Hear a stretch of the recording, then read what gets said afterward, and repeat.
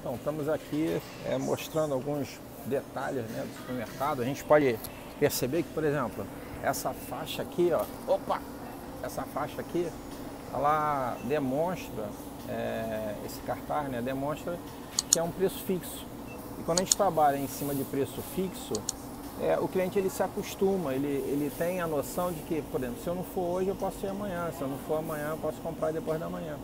E aí você perde, nesse caso, a venda por impulso.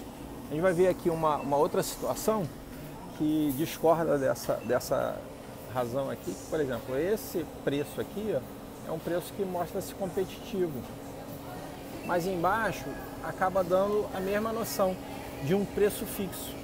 Isso, a venda por impulso, ela é paralisada. Existem pessoas que, por exemplo, elas são, podemos dizer assim, são perfeccionistas, né? E nesse caso, o que acontece? Quando a gente prefere, de alguma forma, colocar um preço sempre fixo, é fácil, talvez para o cartazista, para o dono da loja, fazer isso, é muito fácil. Mas o que é legal? É legal você, por exemplo, sempre fazer a troca, né? A troca desses preços, uma troca constante. Mas o que você acha dessa placa aqui, você olhando? Você acha que essa placa aqui, né, ela tem muito tempo que foi trocada? Não tem, né? Então acaba trazendo uma ideia errada para o seu cliente. E o cliente acaba se acostumando com... Então, e aí a gente tem que levar em consideração que quando a gente viabiliza uma melhor visualização para o cliente, fica mais fácil dele escolher o preço, né? E aí a gente tem que levar em consideração outra coisa. Eu tenho visto muitos mercados não utilizando essas etiquetas. Essas etiquetas, elas proporcionam para você uma flexibilidade muito grande de atualização do preço, tanto para menor como para maior. Por exemplo, se você faz uma pesquisa de preço nos outros mercados à sua volta, por exemplo, eu estou aqui nesse mercado, ele tem 3 concorrentes diretos. E se o mercado de lá tiver um preço menor e aqui a gente quiser abaixar esse preço, é fácil de se fazer isso. Por quê? Porque você simplesmente troca o preço da gôndola, coloca um novo preço e aí você consegue dessa forma assim uma ação rápida.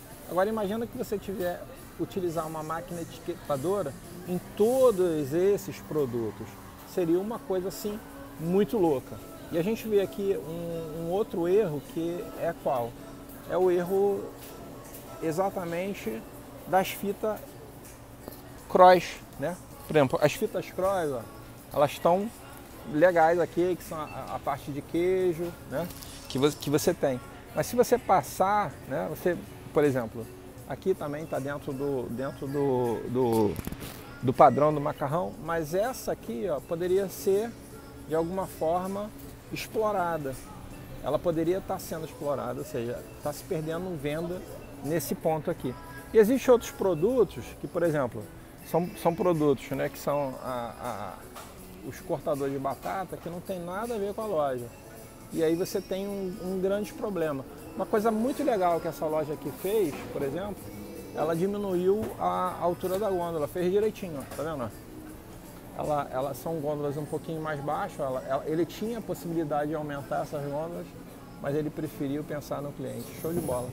E você, com isso, você consegue atender legal o cliente ele verifica essa diferença. Isso faz toda a diferença para a sua loja.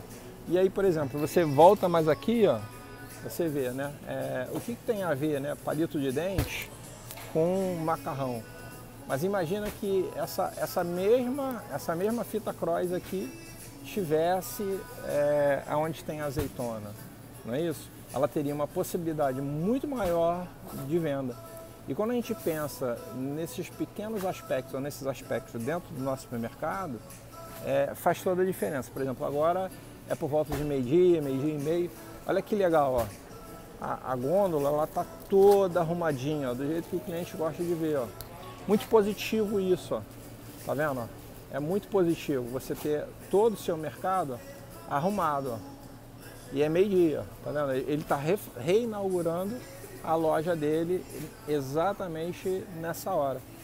Isso não parece nada, mas é um plus para o cliente, porque o cliente se sente valorizado. Ele vê que você está tomando conta dele, né? Mas aí a gente pode passear aqui, ó, por exemplo, e ver alguns erros aqui na fita cross, por exemplo. Essa fita cross aqui, ó, é com espremedor de alho. O espremedor de alho, talvez se ficasse na parte de temperos, teria muito mais a ver do que ele estando aqui. Agora a gente pode também verificar, por exemplo, como é que o impacto visual de uma ponta de gôndola ela é importante. Se a gente verificar, ó, esse mercado ele está com as pontas de gôndolas dele todas elas invertidas. Ó. Ou seja, o cliente para ver o preço ele tem que estar contra o mercado e ninguém anda assim, né? E aí o que você tem que fazer? Você tem que realmente sempre ter a ponta de gôndola virada para o maior aspecto da loja. Ou seja, essa loja aqui, ó, o corredor dela mais longo é nessa posição. Então os preços estão invertidos. Ó. E aí você acaba deixando de vender mais exatamente por causa disso. E a gente pode avaliar outros problemas que, por exemplo, uma loja pode ter, que às vezes a gente deixa passar. As verduras, nesse caso, ó, elas estão bem legais, ó, estão fresquinhas, estão show de bola. E os preços também estão na altura do olho, né? Então é melhor que tenha um preço assim. Se pudesse, talvez, colocar, né, um preço específico para cada verdura, obviamente teria muito mais venda.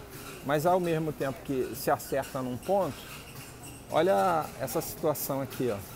Você tem a posição, né, das frutas, mas os preços, ó, estão aqui embaixo. Você consegue enxergar só se abaixando, não é verdade?